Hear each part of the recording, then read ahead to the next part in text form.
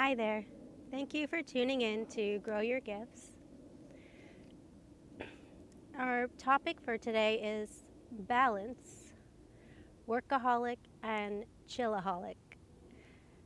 I love this topic. You can go in so many directions with balance, light and dark, yin and yang. Probably saying that wrong.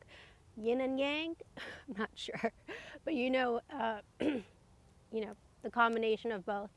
And accepting all parts of ourselves, that type of thing. Tip on the tightrope and all that good stuff. Balance scales. I mean, it just goes on and on and on, right? But I'm gonna zone into workaholic and chillaholics. That's been the bulk of my experience and mistakes over the years.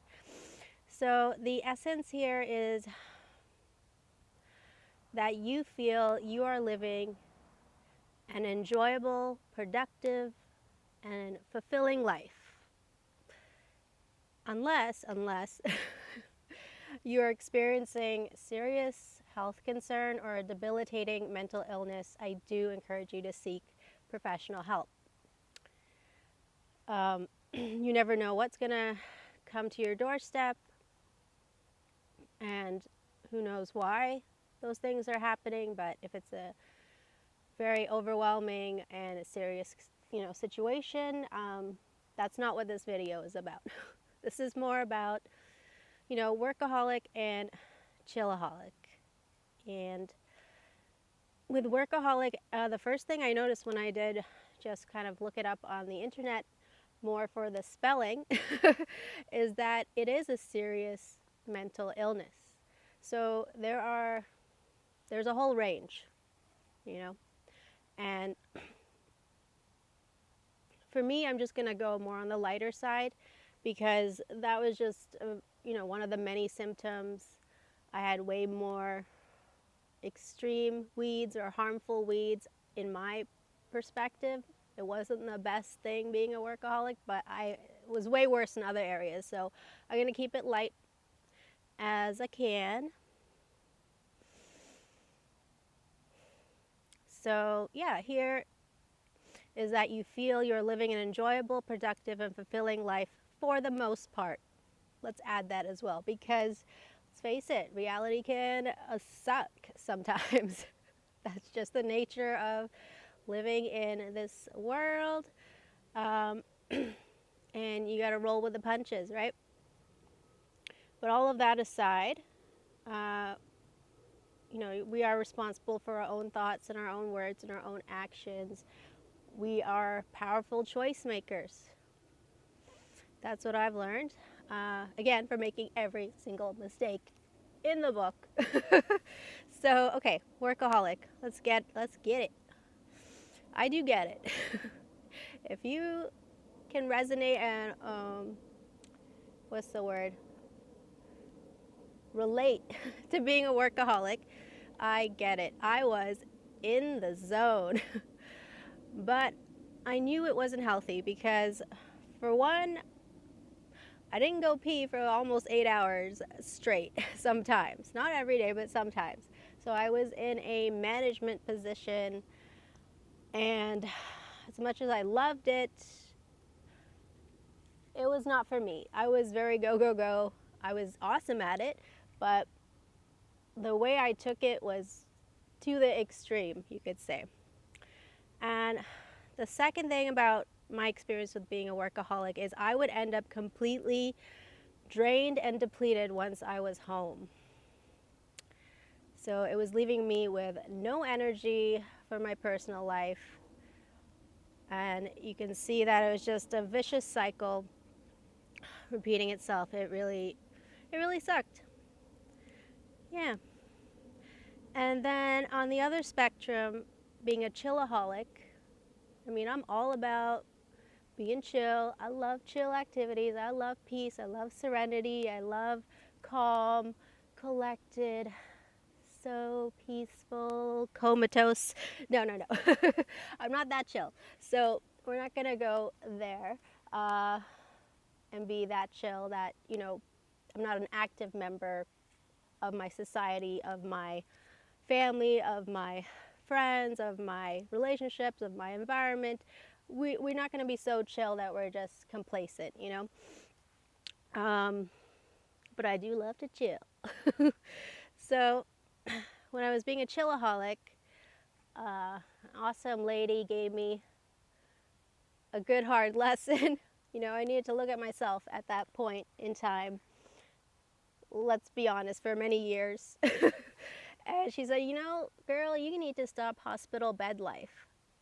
What? I was shocked. What a statement. It took me weeks and weeks and weeks to process that statement. Hospital bed life? Like, I mean, first I was like, of course, you're being extreme. Like, I didn't argue with her because I respect her deeply, but internally, it's like fighting this statement. So I'm like, there must be some truth to this, because why am I fighting this so much?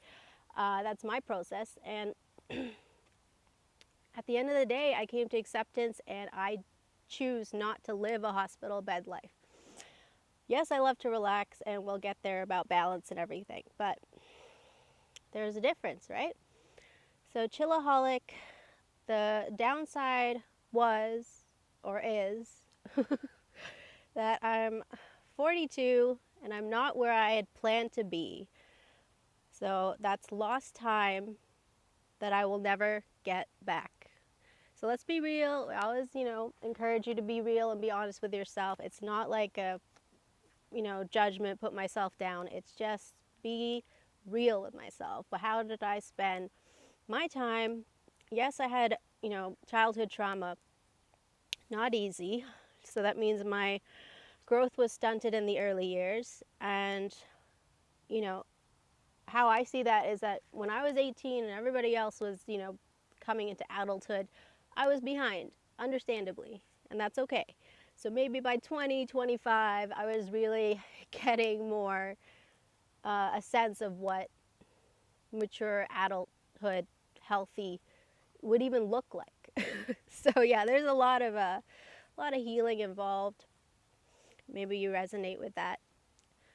And yeah, it's been hard work to get where I am, but there was a lot of time where I just I wouldn't say I was resting from the abuse and trauma that was there and that was needed, and I'm so grateful for that time that I had to do that actual healing, and which was very hard work.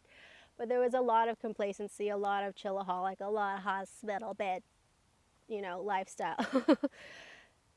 So you get the gist of that. The other downside to being a chillaholic is atrophy. Like, I don't know if I'm pronouncing that right, but, you know, basically, I thought I was active. You know, I was doing aquafit and dancing and yoga and nature walks and work around the house, but admittedly, being super honest with myself, I was doing it very inconsistently. A lot of hammock time. um, figuratively and literally. So yeah, when I do something, I go to the extreme. That's been my pattern. And that also meant that I was getting less sunshine. And I recently came upon the reminder that even if you're exposing yourself to the sunrise, to the sunset, it really helps with the circadian rhythms. So that lack of proper sleep and my rhythms being off and not getting consistent, you know, muscle building activity, it's all connected. And again, it's another vicious cycle.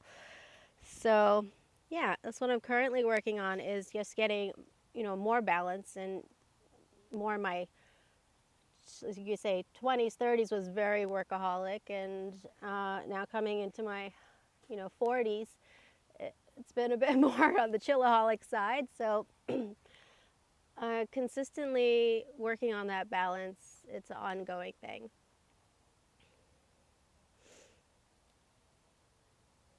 So yeah, I encourage you to make balance a priority.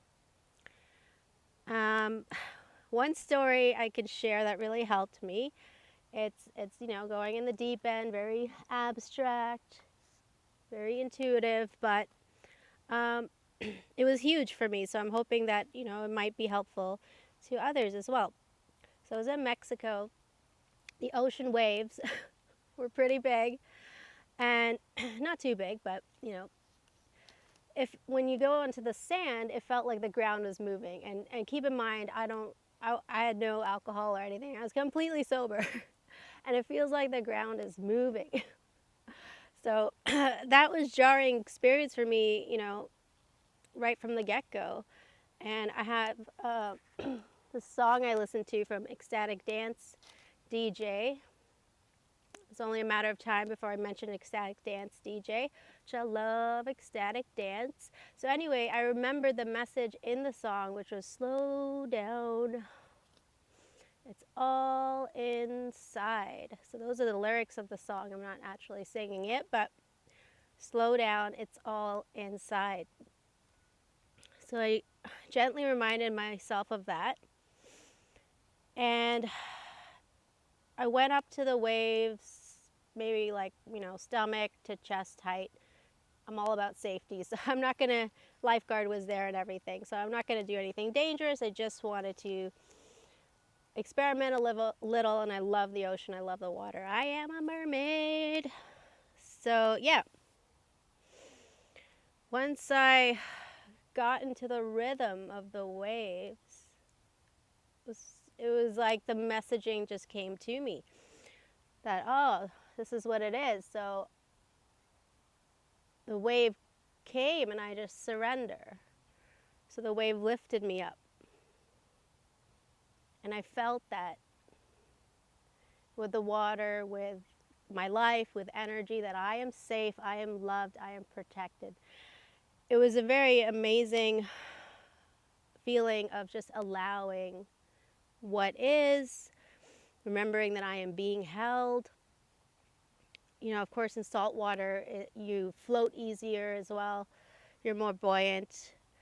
But in a very deep, meaningful way, it reminded me that there is an ebb and a flow to everything in this life, from my perspective, my very limited perspective. And we go through cycles and we go through seasons, which need to be honored. So yeah, after that, I got into a really zen state with those waves. It was really fun. I kept, going to eat my food and coming back to the waves, go and do this, and then come back to the waves, and I was getting really good at it. And it was just an awesome motion of the ocean. I work with children, of course, I love to rhyme. So, what I just wanted to add about that, and it reminded me of, is rites of passage as well, to keep that in mind, that, like with women's monthly cycle, I'm coming up to perimenopause probably. I mean, who knows when? It's like, surprise, I'm here. But, it's very deep and meaningful rites of passage, sacred rites of passage, even going from childhood to teenager. I don't know what it was like for a lot of people, but for me, I remember very distinctly there was such a range of very strong emotions. So up and down, my emotions were all the time. My body was changing, it was growing. There's a lot going on, and you can see in ancient cultures that, there is something going on with that rites of passage, turning from child to adulthood, but there's a space in between where you're neither. And I really feel for teenagers, like they're going through a lot during that stage. And rites of passage for men, and going into seniorhood or even middle age, and they don't have, I guess, enough language about it, but I've seen it with the men in my life. I've witnessed it even, once a month. I notice there's something going on here. I don't know if it's connected with the moon cycles or what, but it's just from observation. It's very important to honor that. And when it comes to balance, if, let's say, for the first 3 days of my period, when it's the most intense, ask myself, what do I need? And I, compassionately, gently give that to myself. So honoring that there are times in our life when we're not feeling our best, or we're not feeling well. And that's when, being a workaholic did not serve me at all, because I wasn't honoring those cycles in my life. Yeah, that was really hard. So many different ways I can go on and on and on about balance, but I'll end it with a couple of quotes. So the first one, I was actually looking at one of my many calendars at home on October, and it said, difficult roads often lead to beautiful destinations. And I don't know, instinctively I was like, F you. Like, what the hell? I mean, it was by Zig Ziglar. No, dissing anybody or anyone else. I'm sure the intention was good, came from a good place. It's always important to tune in. What is the intention of whatever, from yourself and from other people? But difficult roads often lead to beautiful destinations. I mean, that irked me, just because it doesn't have to be that way.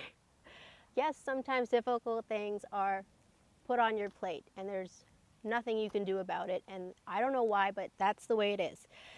And, you do your best and you call on your team and you get a team to help you, right? Or whatever, you completely break. Whatever your process is, it's your process. It's not there for other people to judge. You got to go through your own journey, right? So that aside, what I have observed and kind of worked with, especially with school-age children, teenager children, and with myself as an adult, is that there's an easy way and a hard way,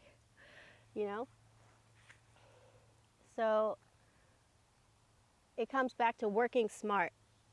Instead of, work hard, play hard, work hard, play hard. We all know that song. We all know that mantra. And yeah, I'm sure it has a time and a place, and maybe it helps you in the gym or things like that. Great. But in my experience, it's about working smart. And the people I see, even on the internet and things like that, they wake up early, they get the bulk of their hardest thing that they need to do for that day done, out of the way.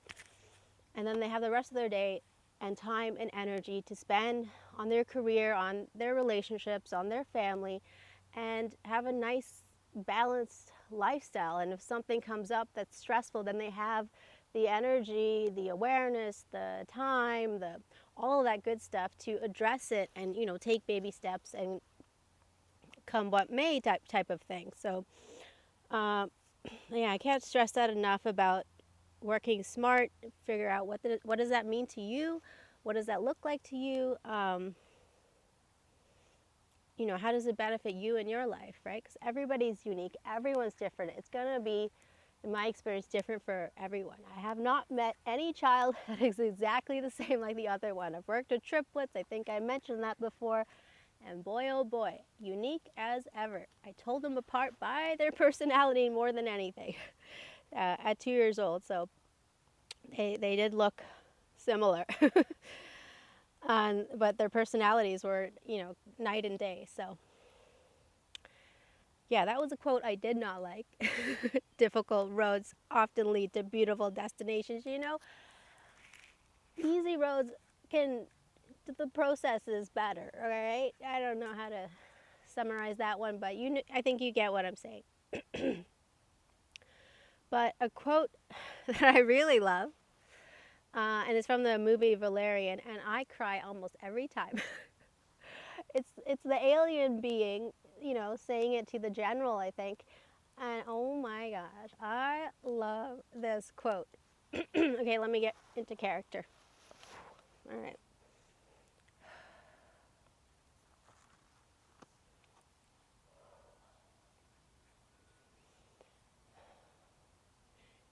You are your own worst enemy, Commander, unless you make peace with your past you won't have a future. How cool is that? So maybe it's just me and my journey and where my journey has taken me, especially in my early adult years. But oh, I love that quote. You are your own worst enemy, Commander. Unless you make peace with your past, you won't have a future. Like, that's deep. For me, anyway. Hope you enjoyed this. I hope it's helpful to someone. Signing off. I wish you well.